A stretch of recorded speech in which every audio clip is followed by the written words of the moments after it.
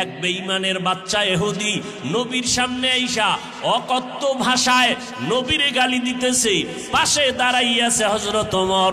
মেজাজটা গরম হয়ে গেছে। যেই নবীর কারণে আমি ওমরের সম্মান বেড়ে গেল, সেই নবীরে গালি দিবি, এটা মেনে নেওয়া যায় না। ওমরের রাগ, চোখ লাল হয়ে গেছে। নবী বুঝতে পাইরা বলে, ওমর, ইহুদির সাথে তর্কে জড়াইও না, ওরে গালি দিতে দাও, একটা জবাবও দিও না। যদি ওই ইহুদি টাকা পাবে, ও নবী, টাকা পাইলে তো এখনো সময় বাকি আছে ওয়াদা হিসাবে, আগে আইসা কেন গালি দেয়? নবী বলে, তার অধিকার আছে। তোমার যদি রাগটাকে কন্ট্রোল করতে পারো, কন্ট্রোল করতে চাও, এর বাইতুল মালে নিয়ে যাও, এর টাকাগুলো ফিরাইয়া দাও, মালটা দিয়ে দাও। মাল দেওয়ার পর আলাদা কিছু আমার পক্ষ থেকে হাদিয়া দাও। ওমরে ফারুক হাত ধইরা কয়ে দিয়ে আয়, তুই নবীর কাছে পাবি, নবীর এত পরিমাণ গালাগালি করলি।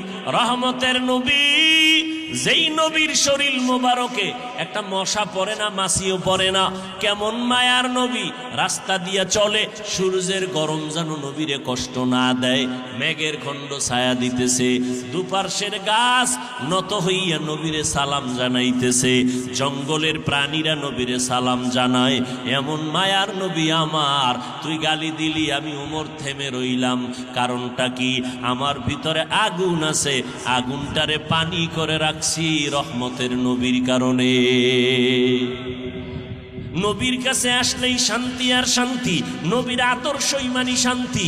নবীর আদর্শের কারণে আমরা গালি দেই না, গালির জবাবও দেই না। কত মানুষ আমগো টুপিওয়ালা বলে গালি দেয়, মাদ্রাসার বিরুদ্ধে কথা বলে, দাড়ির বিরুদ্ধে কথা বলে, পোশাকের বিরুদ্ধে কথা বলে, আছে না নাই? আমরা কিছুই বলি না, আমরা চুপ থাকি, আল্লাহর কাছে কান্না করি, দোয়া করি।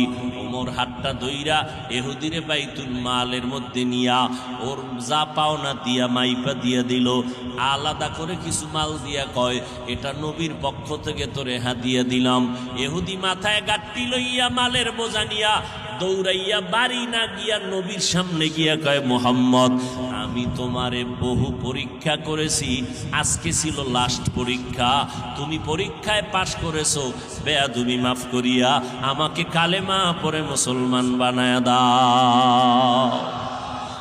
ইমামুল আউয়ালিন আল আখিরিন বহর সদকা রহমাতাল লিল আলামিন সাইয়্যিদুল কাউনাইন খাতমুল মুরসালিন আখির আমদ বুদ ফখরুল আউয়ালিন। নবী বাইতুল্লাহর চার দেওয়াল তাওয়াফ করতেছে, তো সামনে একটা আরবি লোক, সেও তাওয়াফ করে, জোরে জোরে চিল্লায় কয়, এ কারীম, ও দয়ার মালিক, কারীম বলে জোরে জোরে চিল্লায় আর তাওয়াফ করে। লাব্বাইকেরও আওয়াজ দেয় না, তাওয়াফকারীর আওয়াজ হবে লাব্বাইক আল্লাহুম্মা লাব্বাইক, লাব্বাইক লা শারীকা লাকা লাব্বাইক, ইন্নাল হামদা ওয়ান নি'মাতা লাকা ওয়াল মুলক লা শারীকা লাক। ওই আরবি লোকটা শুধুই বলে ইয়া কারীম, ইয়া কারীম বলে জোরে জোরে চিল্লায়। পেছনে কে? পেছনে কে? নবী। নবী তাওয়াফ করতেছেন, তো কিছুক্ষণ পর জিজ্ঞাসা, এই আরবি, তুমি এই কারিম কারিম বলে চিল্লাইতেছ, কারণ কি? বলে, আমি আল্লাহরে ডাকতেছি। হ্যাঁ, তুমি এই দৌলত কেমনে পাইলা? হয় মুহাম্মদের তুমি চিনো না? ওই মুহাম্মদের আমি কখনো দেখি নাই, তার আদর্শের গুণগান শুনে আমি আল্লাহর উপরে ঈমান আনছি।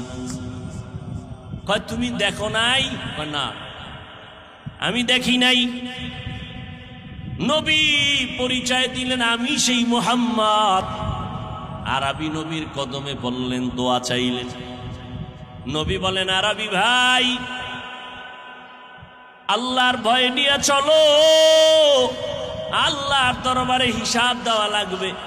হিসাবটা নিবে কে? কয়, আল্লাহ। আমিও আল্লাহর হিসাব নিব। আল্লাহ আমারটা নিবে, আমিও তারটা নিব। তুমি কি? আল্লাহ আমার হিসাব নিবে গুনার, আমি মাওলার হিসাব নিব রহমতের। আমার গুনাহ কি পরিমাণ, মাওলার রহমত কি পরিমাণ।